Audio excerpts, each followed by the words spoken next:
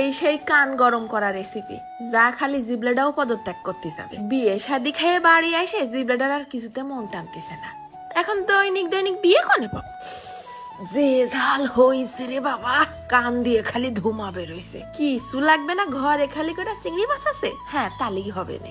এক মুঠখানি ঘুষ ও চিংড়ি ছিল, তার মধ্যে আবার ফেলাই দিলাম একটুখানি নুন আর একটুখানি হলদির গুঁড়ো। মাখায় ঝাঁকায় রেখে দেয়, নুনটা একটু ঢুকুক।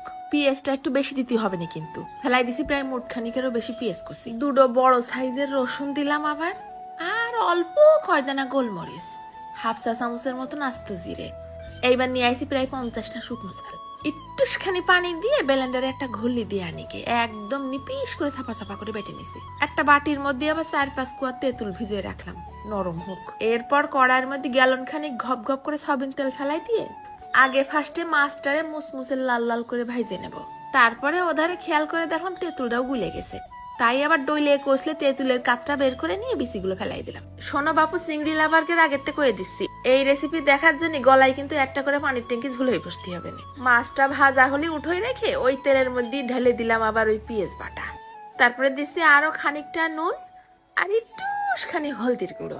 তারপরে পেঁয়াজটা কষাই নেব, এমন কষাবো যেন পেঁয়াজের কালার দেখলেই ঝোল পড়া স্টার্ট হয়ে যায়। চুলোর আঁচটা মিডিয়ামে রেখে ভুনে ভুনে বেশ লাল করে নিতে হবে। শুকনো ঝাল দিছি না, যে এরকম শুকনো শুকনো তেল উঠা ভাব হয়েছে তখনই ঢেলে দিছি ওই ভাজা চিংড়িটা ফেলাই দিয়ে আবার কিছুক্ষণ নাড়ি মাছের মধ্যে মশলাটা ঢুকে যাক। তারপরে একদম শেষ পর্যায়ে ফেলাই দেবো ওই তেঁতুলের কাঠটুক। আরো কিছুক্ষণ নাড়ে চেড়ে তেঁতুলের পানিটা শুকোয় নিতে হবে না, ব্যাস। তারপরে হয়ে গেছে চিংড়ি দিয়ে বানানো ডিনামাইট। জীবন আজকে এই জায়গায় অর্ধেক হেস্ত নেস্ত করে ফেলবো। যে একটা টেস্ট, আর যে একটা ঘেরান, আর যে একটা ঝাল, কোন রকমের জিবলের পর দিয়ে নাড়াচাড়া করে গলার উপরে পৌঁছাই দিতে পারলেই হয়। পাকস্থলী গুড়দা ফ্যাপসা সব মারবে না ঝাঁকানাকা ডান্স। ভাতের মধ্যে একটুখানি ভরাই মাখাই নিয়ে কালার দেখছো, শালা লোভ সামলাতে না পারে একটুখানি ভাতের মধ্যে যে হারে ভর্তা মাখাই নিছি, খালি লাগতেছে ঝাল। চিংড়ি মাছ পাচ্ছি না তো, তা কি করবো? আরো খানিকটা নিয়ে এসে ডলে মাখাই নিলাম। সামনে যেটুক রয়েছে ওটুক থাক, ওটুক মাখায় লাভ নেই, ওটুক শো, নাহলে মানুষ বুঝবে কি করে যে কি দিয়ে খাচ্ছে। আজকে ঝাল খেয়েই হবে আত্মহত্যা।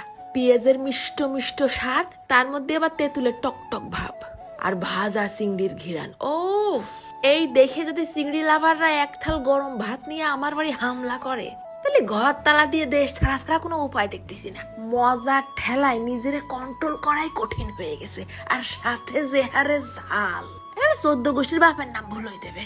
আজকে আর সাউন্ডটা শুনতে পারলাম না, মাথার গোড়ায় এক গাদা লোক কিচির মিচির করতেছে। চিংড়ি মাছ থাকলে একটুখানি বানাই খেয়ে দেখে না, পরের দিন সকাল